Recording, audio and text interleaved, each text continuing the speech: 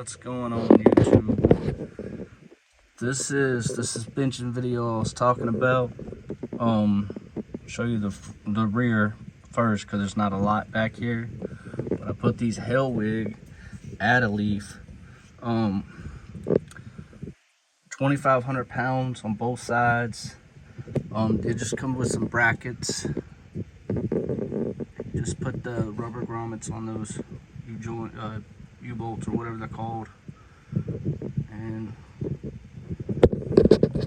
lock the top bolt in with the bottom. I mean, it's pretty self-explanatory. The reason why I don't really do a lot of install videos is because you can find this on YouTube a lot. So I added these hellwig 2,500 pound basically helper springs on top. It doesn't make the ride bumpier or anything like that. You don't really notice them, but what you do notice is, get around to this side here, so at least I can get some light on it for you. What you do notice are these, and this is called the timbren system, right? And they have like different sizes of spacers and stuff you can put in here, but as you can see, this one's very close to my rear axle. Been on there for a long time. So I added these track bars back here from Rough Country, and it would be more of a gap right here. They'll stop focusing on my hand. And you kind of see where they've been sitting, riding on. But these Timberman system, they're great, 6,000 pounds on both sides. But it does have a rough ride, a lot of bucking, and you'll definitely notice the difference between them and these hellwig add a leaves. Very good product. They work. I was towing a lot of weight with this truck. I think my fifth wheel camper that I had, triple axle toy hauler, was 14.5, 15.5 unloaded, 16.5, 17 loaded, and plus the water and if I had anything in the back. These are, I replaced these shocks myself because I had the stock ones on here and didn't seem like they were working too well. But I understand now it's more because of this system right here. But these are, crap, I can't remember the name now. Let's see. I don't remember. But I try to figure out if these are installed this way with the piston, the shaft being up here. I mean, not the piston, but the shaft up here, the rod, or is it the other way? You know, is this flipped over? I don't know why it seems so close. Can I zoom out? There we go. So you see what I'm saying? Is it this way or this way? And I've been told you can put them on, install them either way. So yeah, there's that. So we got the Timberman system, the hellwig, and I believe this is Rough Country track bars. They keep your axle from, if you're going down the road this way, they keep your axles from rotating like this. So it definitely helps with towing.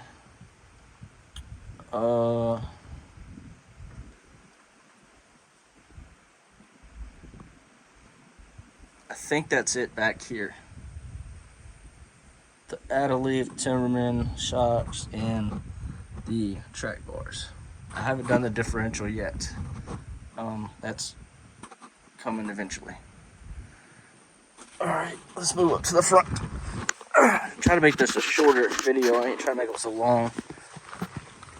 Now the front I've done a lot too, because I had a wheel bearing or whatever it's called, go out. So it wasn't the ball joint, it was the wheel bearing went out, and it caused that entire assembly right there to flex out. And then I didn't know at the time, but you had to buy this entire assembly right here. You can't just buy the wheel bearing, right? You have to buy this, and then you have to take all this crap off and reinstall it. It is a pain in the butt.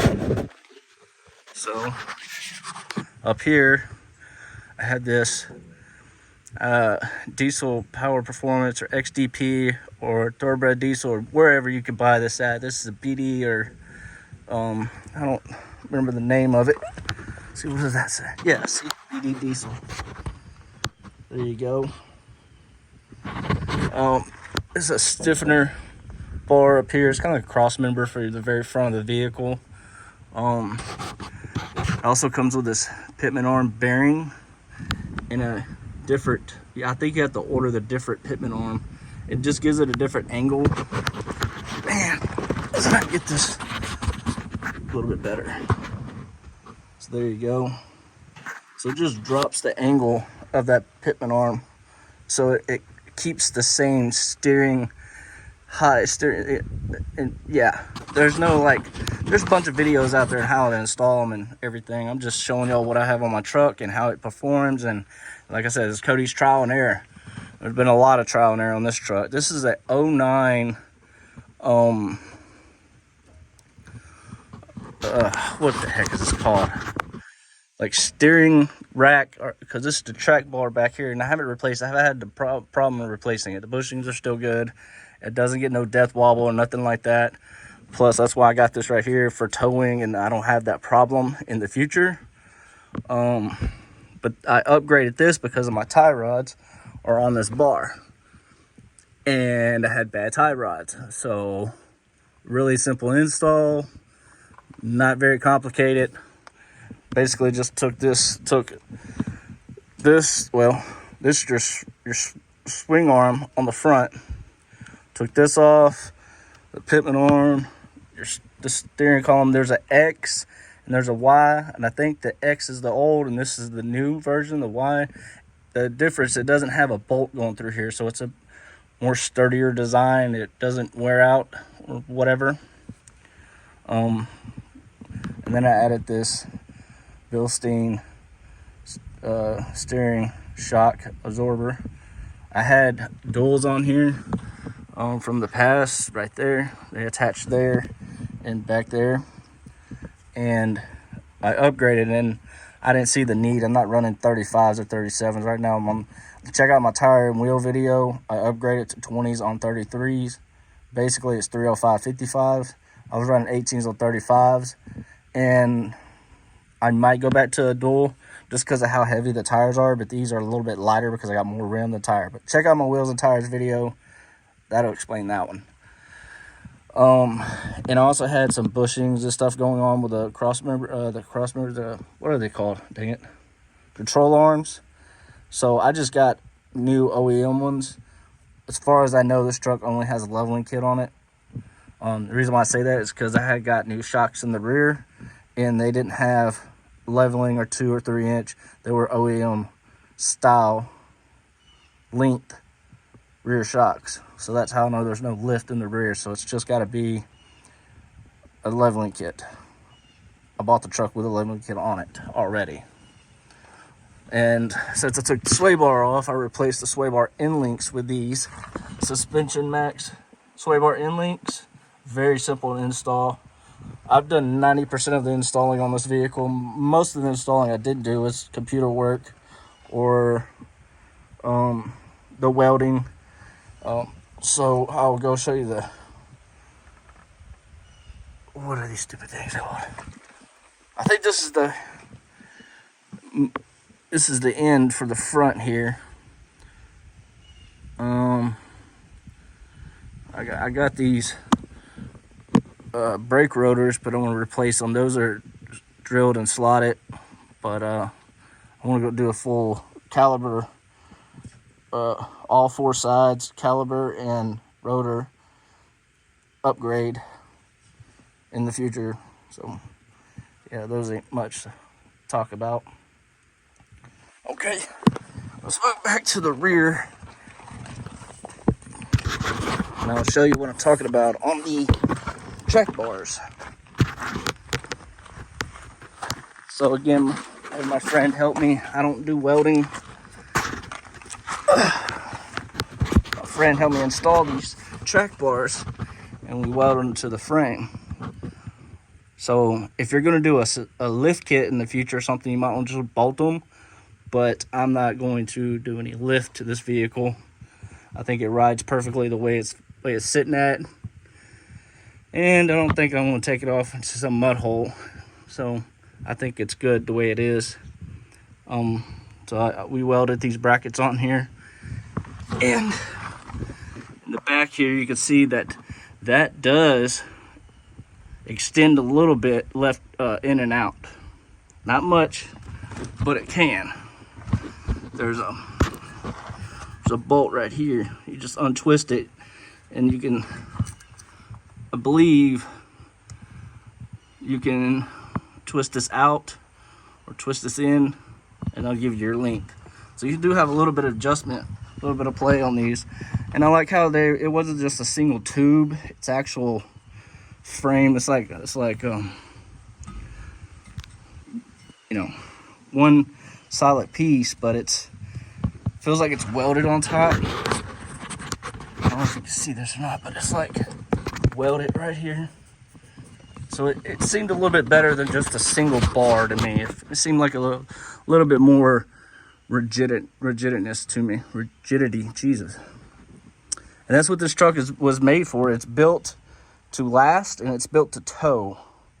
I didn't do like a big 47 6-bore Warner turbo, or like a 70 millimeter turbo or something like that. 67, 70 millimeter, 74 millimeter turbo.